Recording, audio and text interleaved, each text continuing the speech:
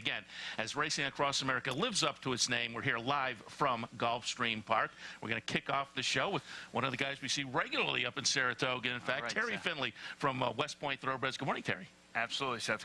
Great to be on with you. And happy to have you. I want to talk about everything except Donald Trump. Is that fine? I mean, what's set the ground rules? That's perfect for me, believe me. And in fact, if you want to move off the topic and get to NCAA basketball, I have on my Syracuse colors today. You and Tommy Bellhouse. You know he's a big Q's fan. Well, I graduated, and so I was thrilled last weekend when they won. And about an hour later, I said, "Oh, wait a minute!" And I looked at my schedule for Saturday night. I leave here at 8:49. They tip off at 9:30. Yeah, it's kind of brutal. But I'm going to be rooting for them en route back to Albany and hoping that we get the win. And Monday night I'll be able to watch live. All right, Terry, let's talk a little horse racing. You have a horse entered for today, Twilight Eclipse, main track only in the Pan American. People are wondering, misprint or not. And with the weather, as I say, it's overcast, but I would assume we'll stay on the grass today. So Twilight Eclipse, the guys in Schenectady will pull up the replay when he got his grade 1 last season.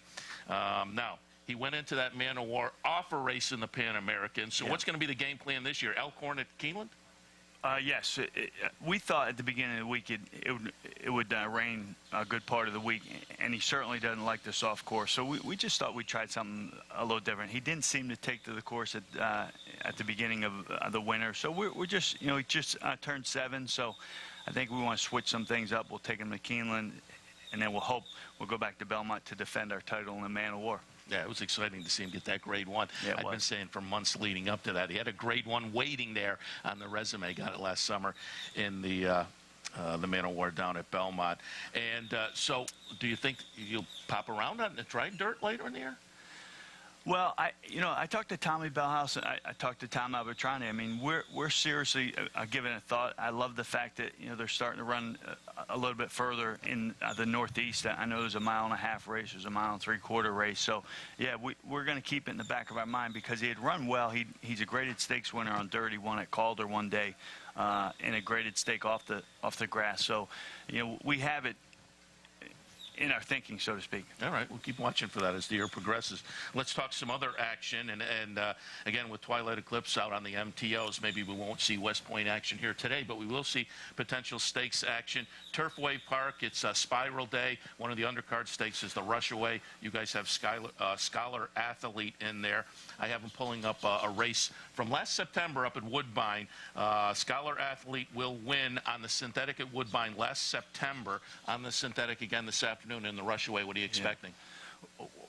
Well, this is his third start back off the layoff, and our goal is to get him to the Queen's Plate and to win the Queen's Plate. So we think it's a perfect spot. We were tempted to go into the Spiral, a lot more money, but a lot tougher horses.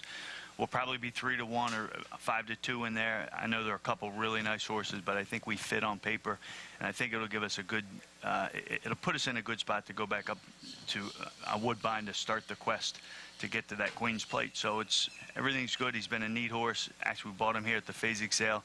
He's a colt by Einstein, and I think he's an exciting horse. And again, that's the Rushaway on the undercard to the Spiral today at Turfway. And then I have to ask, looking out, and the guys will pull up a video of this as well. Now a 5-year-old Empire Dreams, and we're pulling up that New Year's Eve race down at Aqueduct, the Alex Robb, a ding-dong battle between Empire Dreams and Saratoga Snacks. Empire Dreams pulls it out for you guys. I texted Tommy Bellhouse and saw you and Tommy in the winner's circle right after that race. That had to be very satisfying because Saratoga Snacks is a nice horse in his own right. And as I say, that is a ding-dong stretch battle. What's coming up for Empire Dreams? Well, I think back to that day because we took Frank the bartender from Saratoga, we took him down to Aqueduct, and we just had a great day. I mean, it was, we laughed and cried, and we just had a wonderful experience down there. So we gave him a couple months off. We're getting ready to bring him back. We turned 5. He's a really neat horse, and we're hoping to make him a New York, or to get over the 1 million mark. I think that'd be cool for a New York bred that we paid $35,000 for at a 2-year-old in training sale. So we're hoping that 2016 is Empire Dreams' year. Yeah, like I say, it was a very satisfying way to end 2015, and he has a promising year ahead of him as well. Look forward to him coming back. You made news also for folks who kind kind of horses that fans can kind of latch on to. They go out, they give it their all every time. They win a lot of races. You just announced the other day you retired Ground Transport. Yeah. Well, we bought him as a 3-year-old. We bought into him as a 3-year-old. We thought he could be a Derby horse, and he didn't quite get onto the Derby trail. You know, he was 5th in the Louisiana Derby as a 3-year-old, and then he just, you know, for the last couple of years, he's bopped around. I think he ran at 12 different tracks all over the country, and really just a neat horse and the kind that we love to have our hands on. And it was just time. He had run a couple poor races, so we made sure that we put him into a spot where he's going to have a great home for the rest of his life. And I think that's a wonderful story. And I see that happening more and more all over the country. And it's a great feeling to be part of a business that we know that we take care of our own. And I know that we'll continue as as an industry to do a better and better job at that. Yeah, you're right. Thoroughbred Aftercare Alliance has really come to the fore over the last few years in finding second careers for a lot of these horses. And as I say, fans get attached to some of these real workhorses, like a Ground Transport. I mean, you had Awesome Gem, those kind of horses, Twilight Eclipse. You get really attached, and so it's great to know they'll have a happy retirement or second career. And a lot of them now, a lot of these real everyday kind of claimer horses, they're going on to be jumpers or whatnot and extending things out a few years.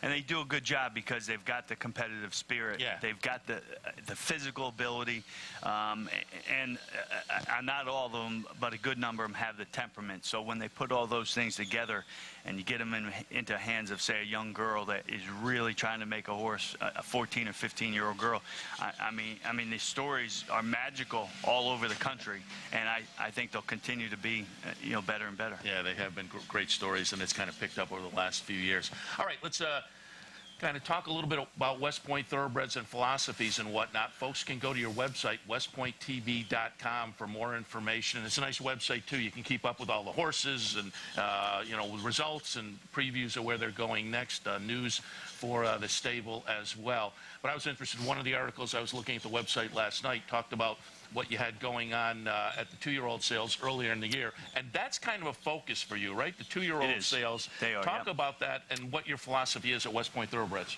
Well, we don't go to the sales, and we can't go to the sales and buy at the very top end. We can't get the athlete and the pedigree. So if we're going to get one and not the other, we're going to get the athlete. And really, the 2-year-old sales are the places all over the country that you can go, really do your homework, bring in your team to do all the analysis. And we think I'll get a lot of value. And I know there are certainly a large group of people in our business that go to the yearling sales and do really well. And we buy about 10 yearlings a year. But the 2-year-olds will buy 15 to 20 every year. And, that's where we know, we believe that we know the customers, and we know the sellers, we know our competitors, and we know the process.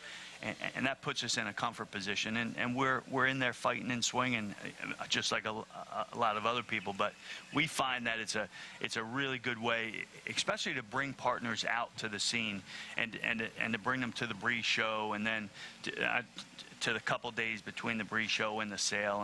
And we think it turns into an event, and it helps to get people to come into the business and also to stay in the business. And absolutely, that's what we want. We want people to come in and to stay into our great business. And talk a little bit about what you look for when you go to the sales, because like in Empire Dreams and New York bred, are you looking for New York breds? Are you looking breeding-wise? What kind of horses are you looking for? Physically, what are you looking for? Well, I think if you would see a thread through our purchases, but we're not exactly on the same thread with every single horse, and we're just looking for value, and we're looking for horses that we think have the mechanical ability, the athletic ability, but also the biomechanical ability to one, to be competitive on the big circuits, and two, to stay sound, because it's a war of attrition. You got a group of horses that after the 3-year-old year will go to Kentucky to be stallions, right? But the other ones you've just got to keep around, and you've got to keep them on the racetrack. And I think that puts us in a position where we're always thinking about that. And I think every year we get a little bit better and we build our institutional knowledge, but every year we start at square one when the first horse or a 2-year-old goes through the ring. But it's really a fun and intriguing and a captivating process for all of us, and I think it's one of the coolest part of my job. That's interesting. I never thought about that, but you're absolutely right. You can have a horse like Twilight Eclipse. You can have some of these superstars, and the next year you're starting from square one. Yeah, I bring it up. It's just like a pro baseball team. You get to the World Series, and all of a sudden you got a couple guys that retire. You got a couple guys that go in the free agents. You get a couple guys that are hurt, and all of a sudden you look at your team and you say, what happened? And I think 2016 we're doing that. You know, we've had some horses go here and there, get hurt, and retired a stud, and we're like, all right, well, it's time to get to work to rebuild in 2016. I hope the second part of 2016 will be we'll be in a position where we're like, okay, now we're on the upward path. Yeah, we'll certainly look for some of those 2-year-old babies to show up at Saratoga by Yes, all sir. means. Look for those. The very distinctive West Point Silks. Talk a little bit about, you alluded to it earlier, talking about the breeze shows. You bring some of the partners out. There's a number of pictures on the website of just that. The partners really enjoying themselves. Certainly up at Saratoga, we see a lot of that, the partners coming out. Talk a bit about partnership, syndicate racing, and just kind of the social aspect of it as well. I see some people that win races that own horses all by themselves, and their winner circles are way too small. Like, they just don't seem to be having as much fun as all the partnerships do. I know you guys have fun. Well, and a lot of other partnerships do as well, because you get to share the, most of the times you're getting bad news or you're not running well, right? But every once in a while you're going to have good news, and the thrill and the excitement is off the charts, and to get to share that with friends and associates and fellow owners, I think is really one of the things that helps with the partnership business. Now, it takes the right person and the right outlook and a temperament to get into a partnership, but we're finding more and more people, even if they've been in the game and they get beat up and they have some horses that are destined to be all right, but they turn out they're not all right, and they come into the partnership game. I hear it time and time again, Seth. They say, boy, I wish I would have got here sooner. I like this. I like all these things. I don't like the fact that I don't have a total decision-making power. But once you get accustomed to that, I think more and more people are in a position where they don't care, as long as they're with a good partnership that they know. The managers are thinking about their investments every day. And I will tell you, most of the good partnerships, I mean, the managers are thinking and trying to figure out what to do and to make good decisions every day. I know we do. Yeah, and as I say, I watch what you guys do. We're familiar with you and Tommy and the whole team. We see you guys having a lot of fun up at Saratoga, so it's easy to watch and root for the West Point horses. We certainly wish you a lot of good luck this afternoon with Scholar Athlete in the Rushaway at Turfway. Looking forward again to the return of Empire Dreams, those 2-year-old babies up at Saratoga. Folks can get more information, West Point TB.